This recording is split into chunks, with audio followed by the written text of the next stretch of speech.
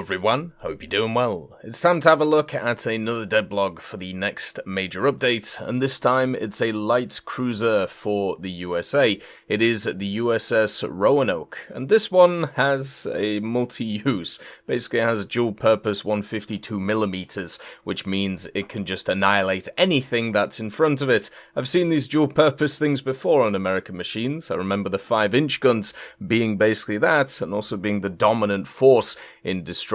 The real question is, will these 152mm be the dominant force in light cruisers, or will the Helena still be as useful? Let's get into the history of this vehicle. The Worcester Light Cruiser project was inspired by the successful actions of German aircraft against the British fleet off the coast of Norway and Crete. This ship was conceived with the universal means of combating surface and also air targets, mainly bombers, and was also built around the latest dual-purpose 152mm guns with automatic loading at the beginning of the 1940s. The requirements for this ship were very ambitious, but most of them were in fact realized, including a strong armored deck while maintaining fairly high mobility. The USS Roanoke became the second and final Worcester-class ship built. Unlike the lead ship of the series, Roanoke did not take part in combat operations. It was launched in June of 1947 and withdrawn from the fleet in 1958. This light cruiser was the last American heavy artillery ship that had dual-purpose main battery guns.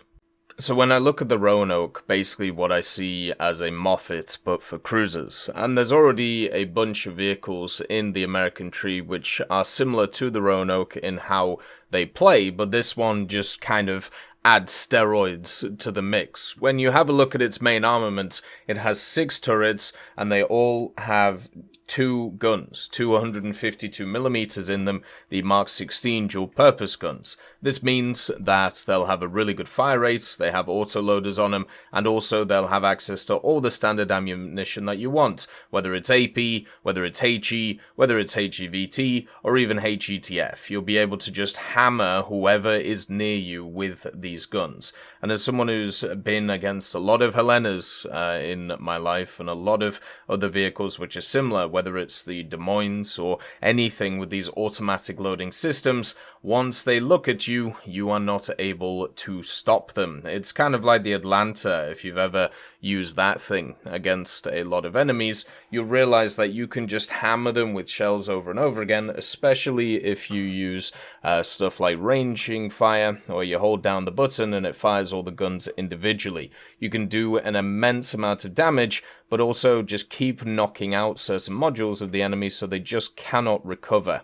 At the same time, because this thing was also designed for not just hitting naval vehicles, it was also designed for annihilating air vehicles. The dual-purpose nature of the 152s will come in handy, even though you don't really see a lot of planes at the BR that this thing will find itself, probably around 6.3 or 6.0, and the reason is because a ton of AA machines already exist. So even though it's nice to see this kind of dual capability, I don't think it will really make too much of a difference. The major things is of course the main armament, being able to just lay out so much damage against the enemies, and also the secondaries may be dealing with a few other stuff. There is also a bunch of 76mm guns mounted in twin and single installations, with 24 guns of them turning up as well.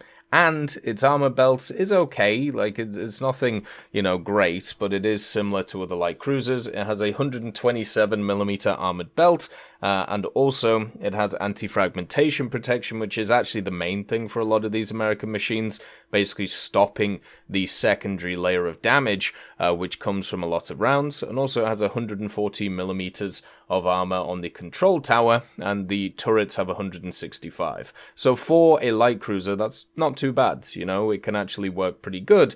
The problem is you won't really be facing a lot of light cruisers. This thing definitely will face a lot of battle cruisers and battleships. So what you'll be forced to do against them is outtrade them. Instead of being able to tank damage against the larger guns, what you'll have to do is just rapid fire them out of existence, and to be honest, you'll be able to, which is the crazy thing. It is just nuts to think about how much DPM this thing is going to put out compared to pretty much anything else that is around the place, which isn't another American light or a heavy cruiser. It's also incredibly quick, so you can just fly about the place if you really want to. You are going to just be super effective in the game. If you want to know what this thing is going to feel like, just go and play either the Des Moines, the Helena, or even something like the Cleveland, or if you have a bit lower, the USS Atlanta. The Atlanta will be very similar in playstyle to this thing, and the Atlanta dominates its BR bracket because of it.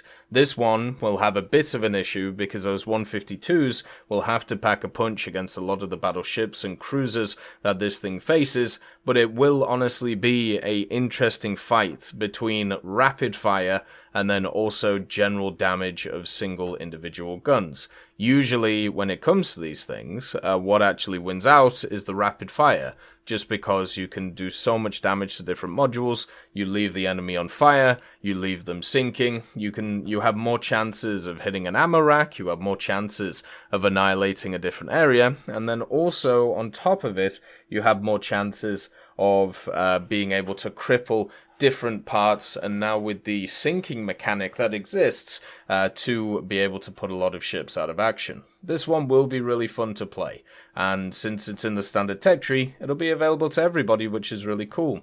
It's interesting when it comes to America.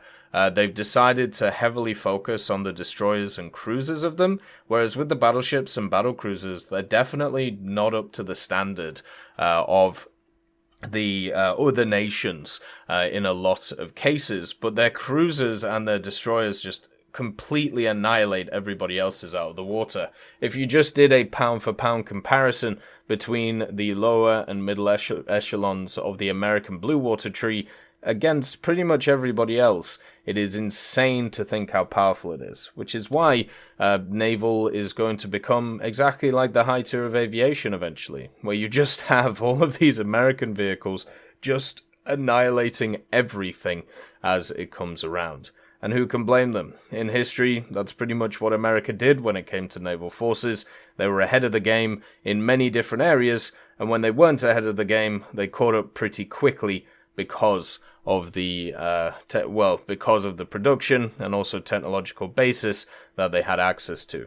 I wouldn't be worried about using this thing as an anti-air machine, maybe against a single or a few planes which fly about the place. What you should be using this for is rapid fire target annihilation, which will happen a lot, especially if you can get those AP rounds singing.